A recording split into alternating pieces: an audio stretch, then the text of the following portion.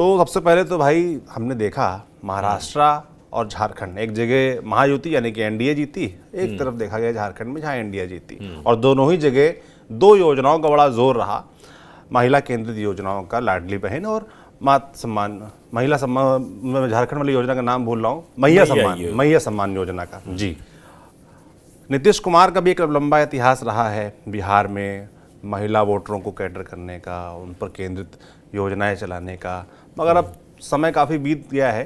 तो अब क्या नीतीश कुमार के मन में कोई फिर से नई तरकीब, नई योजना महिला वोटरों को आकर्षित करने के लिए चल रही है कैसे? देखिए, आपको ये बताएं कि 15 दिसंबर से नीतीश कुमार यात्रा आरंभ करने जा रहे हैं और जिसको लेकर के चर्चाएं बहुत तेज हो गई। वो औरंगाबाद से यात्रा शुरू करेंगे और उसको लेकर के तैयारी भी शुरू हो गई है। दरअसल आरजेडी ने इसको लेकर के सवाल भी उठाया है, क्योंकि इस यात्रा में जो खर्चे होंगे उसको लेकर के आरजेडी ने बड़ा तीखा सवाल उठाया है और खुद तेजस्वी यादव ने इसको लेकर के बात की है। लेकिन नीतीश कुमार का जो मास्टर स्ट्रोक रहा है वो फिर से चलने जा रहा है। आप एक बात जान लीजिए कि अगर आप मध्य प्रदेश को देखें, महाराष्ट्र को देखें और झारखंड को देखें, तो आप ये पाएंगे कि इन तीनों प्रदेश में अगर पार्टी की जीत हुई है, जिस भी पार्टी की जीत हुई है, तो उसके पीछे महिलाओं को साधने का प्रयास देखा गया।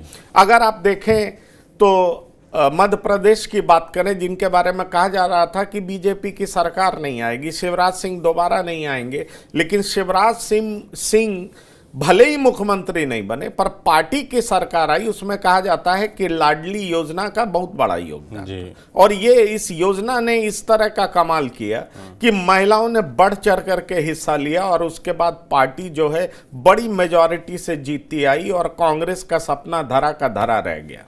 महाराष्ट्र पे आइए, लोकसभा में किस तरह की हार हुई थी, आपको याद होगा बीजेपी 9 सीटों पर सिमट गई थी, जरा सोचिए, और अब बीजेपी सरकार बनाने के लगभग करीब पहुंच चुकी है। 132 सीटें इस बार सिर्फ और सिर्फ बीजेपी को आई है। एक नाथ शिंदे 57 सीट लाए हैं और 40 से ज्यादा सीट कौन लाए हैं, तो अजीत पवार, मतलब एनसीपी अजीत पवार।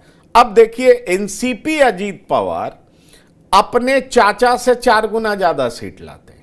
एक नाथ शिंदे ओरिजिनल शिवसेना अपने को कहते हैं, लेकिन आप कह लीजिए कि उद्धव ठाकरे की शिवसेना से 3 गुना ज्यादा सीटें लाते हैं। अब जरा समझिए कि इतनी ज्यादा सीटें लाने के पीछे वो कौन सा फैसला था। तो कहा जा रहा है कि महायुति इस तरीके से जीती है, उसमें एक बड़ा कारण है ये लाडली बहन योजना, कि महिलाओं को जिस तरीके से पैसे दिए गए, एक योजना बनाई गई और उसके बाद अब उनको पैसे दिए जाने लगे, और महायुति ने महाराष्ट्र को इस कदर बिल्कुल क्लीन स्वीप कर लिया। अब आ जाइए झारखंड पर। हेमंत सोरेन को लेकर के बहुत तरह की बात कही जा रही थी। हेमंत सोरेन ने मास्टर स्ट्रोक चल दिया, उन्होंने देखा कि किस तरीके से बीजेपी मध्य प्रदेश में लौटी है। हेमंत सोरेन ने वहां भी किया मैया योजना लेकर के आए, 1000 रुपया देने लगे और कहने लगे कि अगर मैं फिर से जीता तो दिसंबर से आपको 2500 रुपया मिलेगा। उससे पहले बीजेपी 2100 रुपए का अनाउंसमेंट कर चुकी थी, लेकिन चूंकि हेमंत सोरेन की सरकार दे रही थी और फिर आ गई है तो 2500 देगी। तो समझिए लोगों ने बीजेपी पर भरोसा नहीं किया, और नीतीश कुमार ये काम शुरू से करते आ रहे हैं। आप ये देखिए कि जिस तरीके से उन्होंने महिलाओं को आरक्षण दिया, आप ये समझिए महिलाओं की वजह से नीतीश कुमार ने शराब पर पाबंदी लगा दी, ये समझिए, और इतने लोगों ने, विपक्ष ने, पार्टी के भीतर तरह तरह के लोगों ने उन पर आरोप लगाया कि ये फेल है, ये पैरेलल इकोनॉमी चल रहा है, लोग अवैध शराब का धंधा धड़ल्ले से कर रहे हैं, बिहार सरकार को भारी भरकम नुकसान हो रहा है, पर नीतीश कुमार के कान में जूं तक नहीं रही। इसकी बड़ी वजह यह है कि उन्होंने महिला वोटर्स के रूप में एक बड़ा वोट बैंक तैयार कर लिया, और आप देखेंगे भी पिछले कुछ विधानसभा चुनाव में तो आप पाएंगे कि महिलाओं ने जिस तरीके से बढ़ चढ़ करके चुनाव में हिस्सा लिया है, उससे साफ समझ में आता है कि नीतीश कुमार हारते हारते भी कैसे जीत जाते हैं। हारते हारते मैं इसलिए बोल रहा हूं कि 2020 में जीत गए। 2015 में जब बीजेपी लगातार जीत रही थी चुनाव, तो बीजेपी के रथ को बिहार में ही रोका गया था और वो रोकने वाले नीतीश कुमार थे, उनके साथ आरजेडी थे, पर चेहरा तो नीतीश कुमार थे ना। तो अब समझिए, जहां पर 11 लाख महिलाओं के समूह का एक ग्रुप है और एक ग्रुप में 10 महिलाएं हैं, उनको कितना लोन दिया गया है वो भी माफ करने की चर्चा है।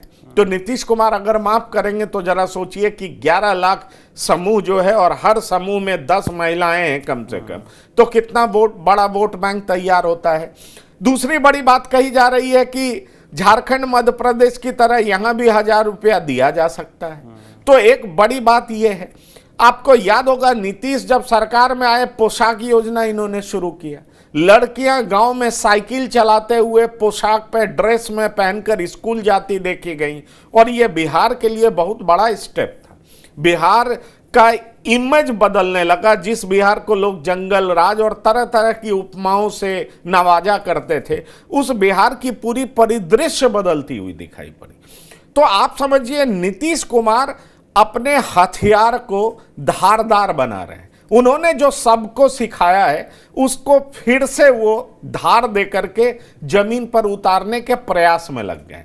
क्योंकि ये ध्यान में रखिए कि अब नीतीश कुमार सिर्फ चुनाव जीतने की बात नहीं कर रहे हैं, नीतीश कुमार 220 से ज्यादा सीटें लाने की बात कर रहे हैं। मतलब 2010 का रिकॉर्ड तोड़ने की बात कर रहे हैं। उपचुनाव में 4 सीट एनडीए जीती है। तो आप समझ लीजिए, जिस तरीके से नीतीश कुमार ने तमाम सांसदों, आप पंचायत लेवल से लेकर के और सांसद तक से मीटिंग करके और एक टारगेट सौंप दिया, और जिस तरह की बात उन्होंने कही, और फिर 15 दिसंबर से ये तैयारी है कि कैसे वो पूरे बिहार में घूमेंगे और महिलाओं को टटोलेंगे, महिलाओं को एक बार पुख्ता तरीके से साधने का प्रयास करेंगे। और निश्चित तौर पर नीतीश कुमार को लगता है कि एक ऐसा ब्रह्मास्त्र है जिसको वो चलेंगे तो विपक्ष, जो उनके विरोधी दल हैं, वो धाराशाही हो जाएंगे। और इसी का प्रयास नीतीश कुमार 15 दिसंबर से शुरू करने जा रहे हैं।